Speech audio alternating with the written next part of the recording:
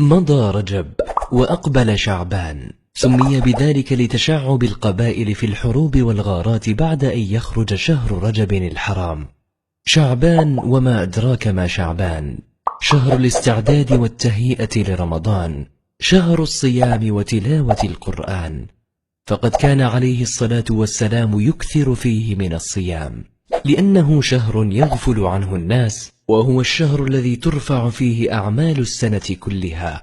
يقول أسامة بن زيد رضي الله عنه: قلت يا رسول الله، لم أرك تصوم شهرا من الشهور ما تصوم من شعبان.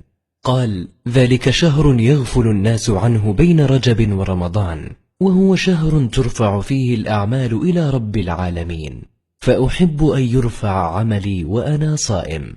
قال ابن القيم رحمه الله: فإن عمل العام يرفع في شعبان. وكان السلف يكثرون فيه من تلاوة القرآن، حتى إن منهم من يغلق حانوته ليتفرغ لقراءة القرآن.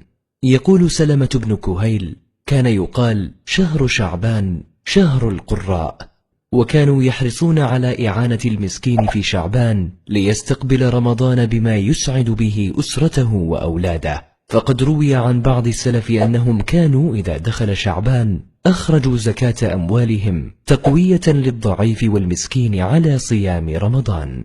ففي شعبان ترويض للنفس وتهيئة لها لاستقبال رمضان بأحسن الأحوال والأعمال.